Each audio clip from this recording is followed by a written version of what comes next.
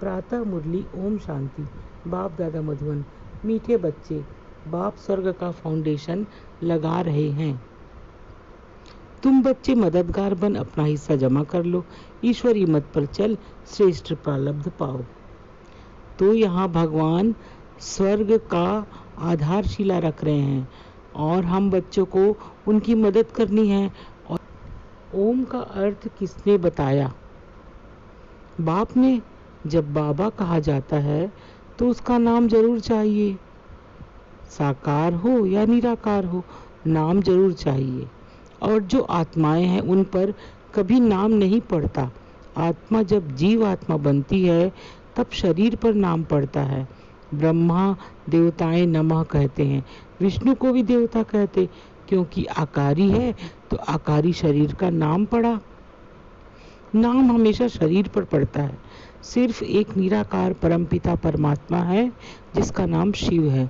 एक ही इस आत्मा का नाम है, बाकी सब का देह पर नाम पड़ता है। शरीर छोड़ा तो फिर नाम बदल जाएगा। परमात्मा का एक ही नाम चलता है, कभी बदलता नहीं। इससे सिद्ध होता है कि वह कभी जन्म मरण में नहीं आता है। अगर खुद जन्म मरण में आवे तो औरों को जन्म मरण से छुड़ा न सके। अमर लोक में कभी जन्म मरण नहीं कहा जाता। वहाँ तो बड़ी सहज रीति से एक शरीर छोड़ दूसरा लेते हैं। मरना यहाँ है, सतयुग में ऐसे नहीं कहते कि फलाना मर गया। मरना शब्द दुख का है। यहाँ तो पुराना शरीर छोड़ दूसरा किशोर अवस्था का शरीर ले लेते हैं, खुशी मनाते हैं। पुरानी दुनिया में कितने मनुष्य हैं, यह सब के सब मरने वाले हैं। दिखाते हैं यादव और कौरव थे, लड़ाई में वह खत्म हो गए। तो क्या पांडवों को रंज हुआ होगा? नहीं, पांडवों का तो राज्य स्थापन हुआ। इस समय तुम हो ब्रह्मावंशी ब्राह्मण, ब्रह्मा कुमार और कुमारियां। ब्रह्मा को इतने बच्चे हैं तो जरूर प्रजापिता ठहरा। ब्रह्मा विष्णु शंकर का बाप है शिव, उनको ही भगवान कहा जाता है। इस समय तुम जानते हो कि हम ईश्वरी कुल के हैं। हम बाबा के साथ बाबा के घर निर्वाण धाम में जाने वाले हैं। बाबा आया हुआ है, उनको साजन भी कहा जाता है, परंतु एक्यूरेट संबंध में वह बाप है, क्योंकि वर्षा सजनिया को नहीं मिलता है। वर्षा बच्चे लेते हैं तो बाप कहना राइट है। बाप को भूल जाने से ही मनुष्य नास्तिक बने हैं। कृष्ण के चरित्र गाए जाते हैं, परंतु कृष्ण का चरित्र कोई है नहीं। भागवत में कृष्ण के चरित्र हैं, लेकिन चरित्र होना चाहिए शिव बाबा का, वह भी बाप टीचर। भगवान श्री कृष्ण के लिए कृष्ण के भी चरित्र नहीं है, वह भी बच्चा है।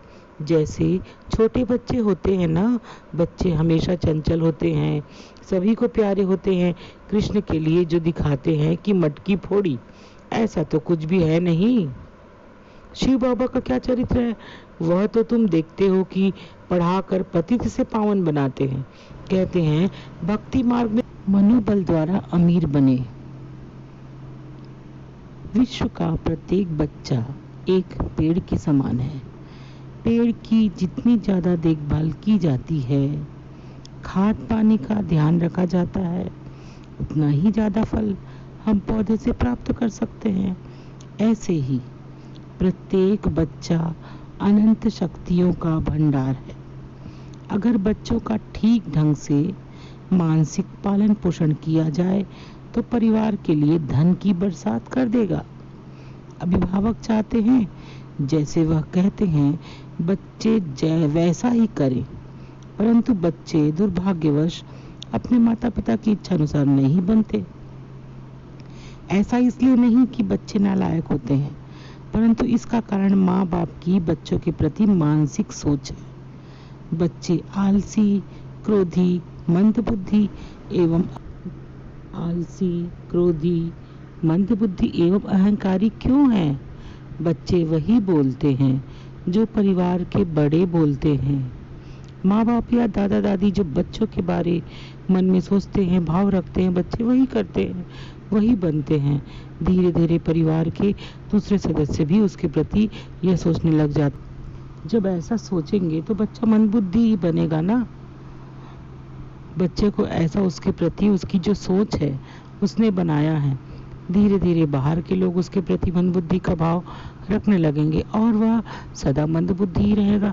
ऐसे ही बच्चे क्रोधी, अहंकारी और जिद्दी बनते हैं। बच्चों के मनोबल पर माता के संकल्पों का असर सबसे ज्यादा होता है। बच्चे चाहे जैसे भी हो, बच्चे नंबर कम ला रहे हो, आप उनके प्रति मन में अच्छा सोचते रहो। तुम शांत हो, स्नेही हो, योग्य हो, एकाग्रचित्त हो। तुम फलाने कॉलेज में प्रोफेसर बनोगे, फलाने उद्योग में इंजीनियर बनोगे। आपके संकल्पों से ऐसा ही बना देंगे। और यदि बच्चे सफल नहीं हुए, बच्चे एवरेज रह गए, बच्चे मंदबुद्धि रह गए, बच्चे नालायक रह गए, इसके आप अलग अलग तर्क दे सकते हैं, परंतु गहराई में जाएं तो कहीं ना कहीं घर के सदस्यों की ऐसी सोच उनके प्रति है, घर के सदस्यों की ऐसी सोच, क्या परिणाम होगा ये हमने कभी सोचा है?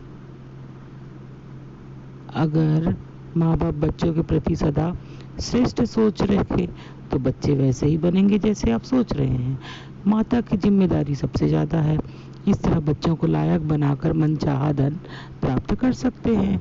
आप अपनी मानसिक एनर्जी बच्चों को हर पल देते रहो, वह ऐसे कमाल कर दिखाएंगे जो आपने कभी सोचा भी नहीं होगा।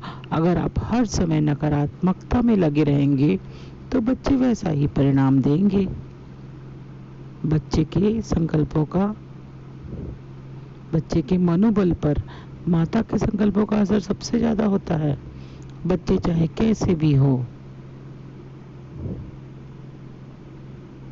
इसलिए बच्चों को आगे बढ़ाना हमारा